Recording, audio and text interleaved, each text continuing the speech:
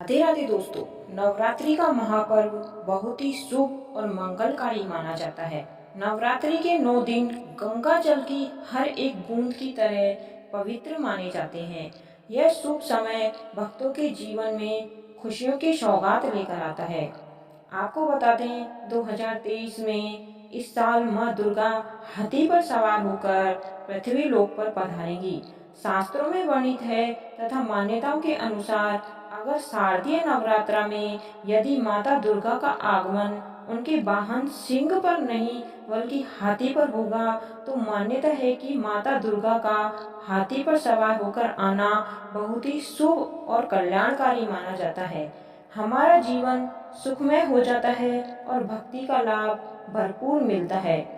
इस बार शारदीय नवरात्रा 15 अक्टूबर दिन रविवार से शुरू होकर 23 अक्टूबर सोमवार के दिन समाप्त होंगे। ऐसे में शारदीय नवरात्रा पर माता दुर्गा की कृपा प्राप्त करने के लिए जो व्यक्ति नवरात्र आने से पहले घर से ये चीजें बाहर कर देता है तो उसके घर में माँ दुर्गा का आगमन होगा, वह माँ लक्ष्मी का हमेशा के लिए वास होगा।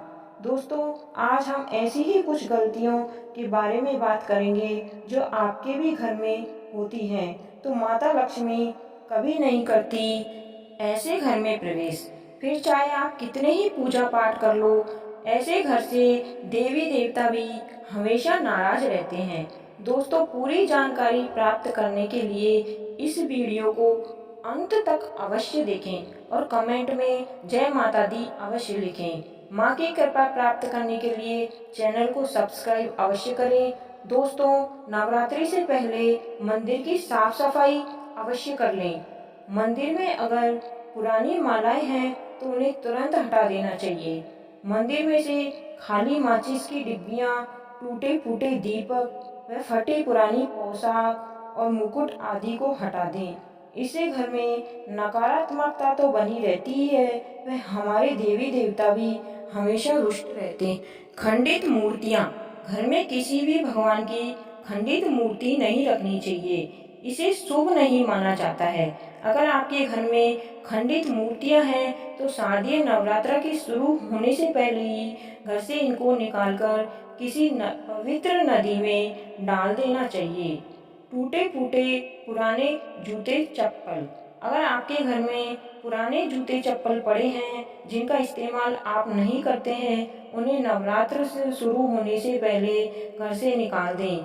वास्तु के अनुसार घर में पुराने जूते चप्पल रखने से नकारात्मक ऊर्जा आती है।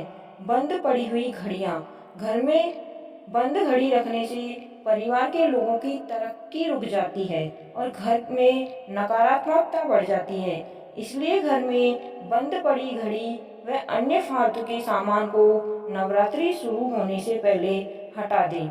टूटा हुआ कांच या फिर इससे बनी चीजें घर में रखने से नकारात्मक ऊर्जा आकर्षित होती है, जिसके कारण आर्थिक स्थिति कमजोर होने लगती है। इसलिए नवरात्रि शुरू होने से पहले घर से कांच की टूटी हुई चीजें निकाल देनी चाहिए। फटी टूटी धार्मिक पुस्तकें, वास्तु के अनुसार घर में कभी भी फटी कटी धार्मिक पुस्तकें नहीं रखनी चाहिए।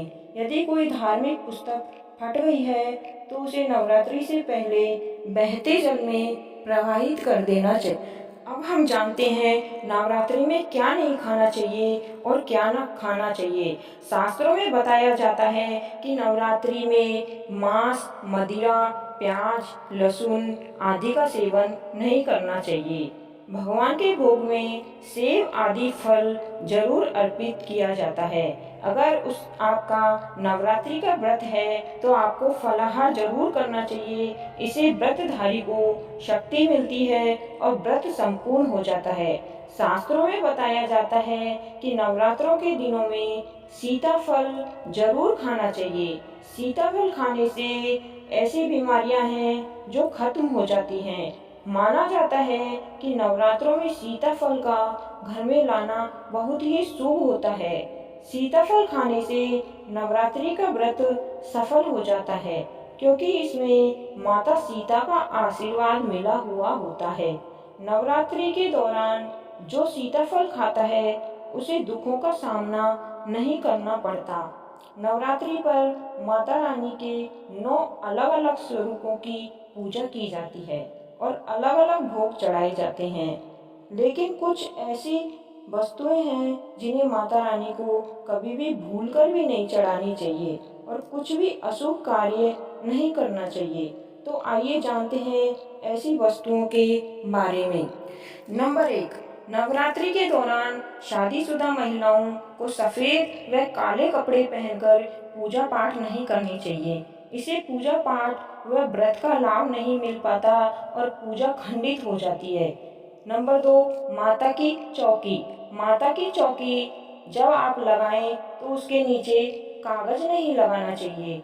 माता की चौकी हमेशा लाल कपड़ा बिछाकर ही बनाना चाहिए। हमेशा याद रहे, नवरात्रों के दिन इन 9 दिनों में व्रतधारी को अपना आसन चौकी के आगे ही लगाना चाहिए और मंदिर को नवरात्रों के दौरान अकेला नहीं छोड़ा जाता। यह बहुत ही अशुभ माना जाता है। नंबर 3, नारियल। हिंदू धर्म में नारियल को श्रद्धा व सम्मान का सूचक माना जाता है। नारियल को श्रीफल भी कहा जाता है। नारियल हमेशा माता रानी को साबुत व जटा वाला ही चढ़ाएं। नारियल खराब व चटका हुआ नहीं होना चाहिए, साबुत नारियल होना चाहिए, क्योंकि साबुत नारियल ही सुख, समृद्धि व पूर्णता का प्रतीक होता है। साथ ही याद रहे, घट स्थापना करते समय नारियल को सदैव कलश के ऊपर लेटाकर रखना चाहिए। कभी भी नारियल को सीधा खड़ा करके नहीं रखा जाता। साथ ही नारियल को स्थापित करने से पहले आप नारियल को लाल कपड़े में लपेटकर ही कलश पर स्थापित करें। शास्त्रों के अनुसार जब सही तरीके से नारियल रखा जाता है तभी यह व्रत व भोजन का पूर्ण फल प्राप्त होता है। यह भी ध्यान रहे, महिलाएं माता रानी को नारियल अर्पित कर सकती हैं, लेकिन कभी भी माता रानी के सामने नारियल को भूलकर भी नहीं फोड़ना चाहिए, क्योंकि नारियल बीज रूप होता है और स्त्रियां बीज रूप से ही शिशु को जन्म देती हैं। इसलिए कभी भी महिलाओं को नारियल नहीं तोड़ना चाहिए। नवरात्रि के दौरान माता रानी सबसे ज़्यादा कन्या पूजन से प्रसन्न होती है। नवरात्रि में छोटी छोटी कन्याओं को माता का स्वरूप माना जाता है। कन्याओं को भोग लगाया जाता है, उन्हें प्रसन्न किया जाता है और बदले में आशीर्वाद मांगा जाता है। माना जाता है कन्याओं को कोई भेंट दी जाए और वो भेंट को खुशी खुशी स्वीकार कर लें तो माना जाता है माता रानी अर्थात माता वैष्णो देवी ने भेंट स्वीकार कर ली। जिन पर कन्याएं प्रसन्न रहती हैं तो समझो उन्हें माता रानी का आशीर्वाद मिल गया और माता रानी की कृपा से उन्हें मुंह मांगा वरदान प्राप्त होता है। आपके घर में संपन्नता बनी रहे तथा धन की कोई भी कमी नहीं हो तो कन्याओं को खुश करके ही घर से भेजें और उनके चरण स्पर्श जरूर करें और मन ही मन माता रानी से प्रार्थना करें। सच्चे मन से मांगी मुराद माता रानी अवश्य पूरी करती है। तो बोलिए माता रानी की जय। माता रानी आपकी समस्त मनोकामना पूरी करे। साथ ही जानकारी को शेयर अवश्य करें व चैनल को सब्सक्राइब करें। धन्यवाद।